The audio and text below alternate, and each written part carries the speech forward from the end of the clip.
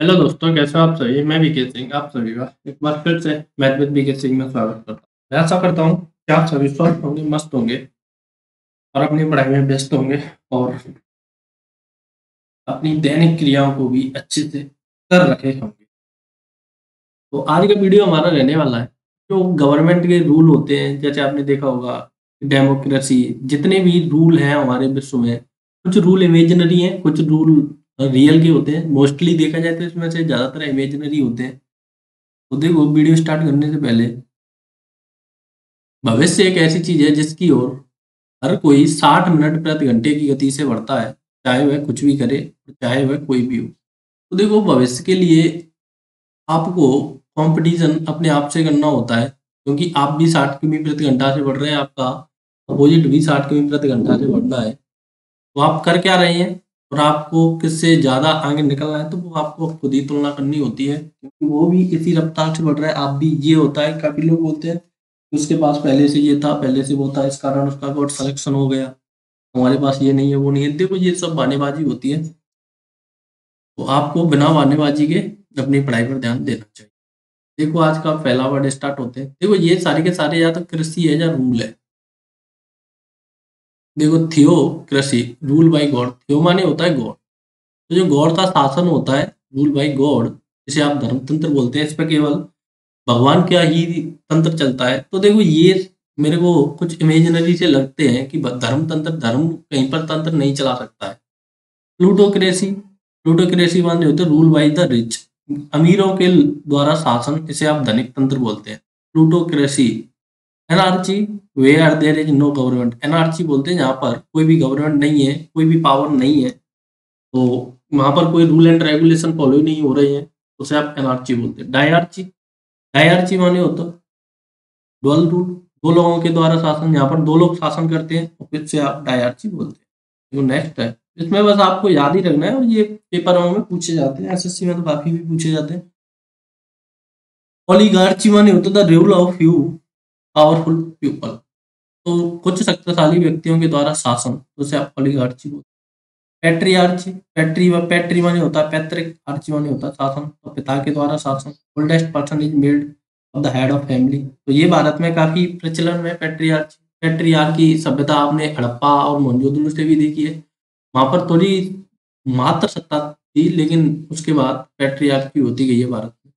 अब ब्यूरोक्रेसी, ये तो आपने बहुत ही ज्यादा सुना होगा। नौकरशाही, यहाँ पर नौकर लोगों का राज चलता है, उसे आप ब्यूरोक्रेसी बोलते हैं। और नौकरशाही को आप ज़्यादा बड़े लोगों का भी शासन बोल सकते हैं, पैसे वाले लोगों का भी शासन बोल सकते हैं, ब्यूरोक्रेट्स। गार्नोटोक्रेसी, गार्नोटोक्रेसी माने होता है rule by the old man, बुजुर्ग लोगों। देखो, जब भी गार्नो आ जाए तो गार्नो का मतलब होता है सबसे ज्यादा उम्र के, तो गार्नो माने होता है ओल्ड मैन। तो जो भी शासन ओल्ड मैनों के द्वारा हो तो गार्नो। नेक्स्ट है, ये कुछ लैटिन वर्ड है, तो ये डिक्शनरी इन्हें जैसे नहीं शो कर रहा है, रेड दिखा रहा है। तो अगला है गायनो। गायनो आता है केवल और केवल फीमेल के लिए। गायनोलॉजिस्ट आपने देखे होंगे, स्त्री रोग विशेषज्ञ। रूल बाई वोमेन, तो जो भी शासन महिलाओं के द्वारा होता है, उसे आप गायनोक्रेसी बोलते हैं, महिलाओं के द्वारा। टेकिस्टोक्रेसी माने होता है रूल बाई प्रोस्टिट्यूशन, तो सबसे खराब लोगों के द्वारा, सबसे खराब पर रहा वो, सबसे खराब लोगों के द्वारा शासन होता है, उसे आप टेकिस्टोक्रेसी बोलते हैं। नेक्स्ट वर्ड है मोवोक्रेसी। मोव माने होता है भीड़ या क्राउड। मोव माने होता है भीड़ या क्राउड, तो रूल बाई मोव, उपद्रवियों के द्वारा शासन, क्राउड के द्वारा शासन। नियोक्रेसी, नियोक्रेसी माने होता है rule by new unexperienced officer, अनुभवहीन लोगों के द्वारा शासन। न्यू माने नए लोगों के द्वारा शासन। नए कौन होते हैं? अनएक्सपीरियंस, नो वायस, अनएक्सपीरियंस लिखा हुआ है, तो अनएक्सपीरियंस लोगों के द्वारा शासन, उसे आप अनुभवहीन लोगों के द्वारा शासन बोलते हैं। नेक्स्ट है आपका पेंटिसोक्रेसी, माने होता है रूल बाई ऑल। पेन माने होता है सब, तो जो सबके द्वारा शासन हो तो उसे आप पेंटिटोक्रेसी बोलते हैं।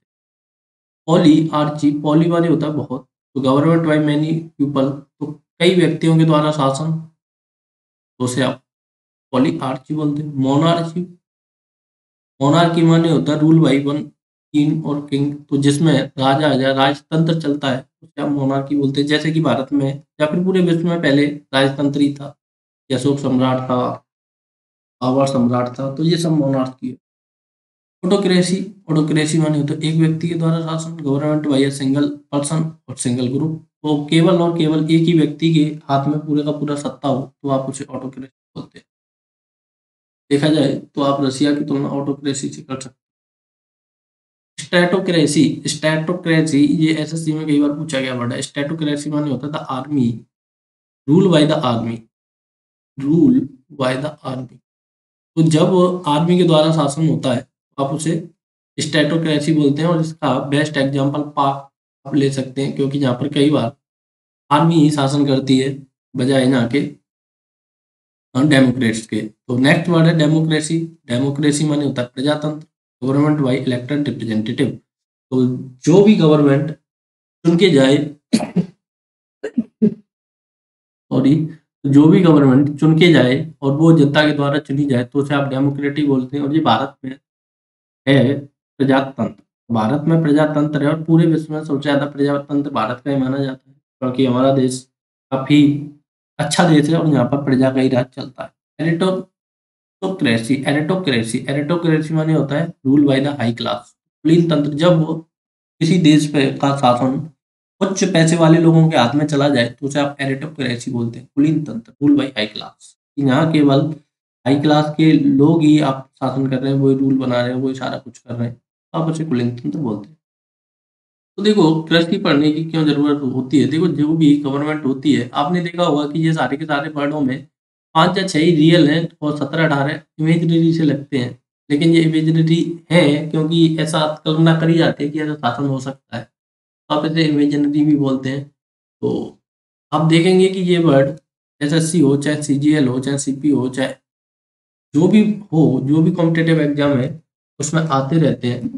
तो आपको ये सही से एक जगह नोट डाउन कर लेनी चाहिए। जो भी कोई भी दिक्कत आए उससे हमसे आपको पूछ लेना चाहिए, क्योंकि जब तक आप इन्हें बार बार रिपीट नहीं करेंगे ये याद नहीं होंगे। तो अगर आपको ये वीडियो अच्छा लगता है तो शेयर कर दीजिए, सब्सक्राइब कर लीजिए और लोगों को बताइए, और हमें भी बताइए कि आप किस टॉपिक पर नेक्स्ट वीडियो चाहते हैं, तो हम उसका नेक्स्ट वीडियो बनाएंगे। तो वीडियो देखने के लिए धन्यवाद। Take care, bye bye.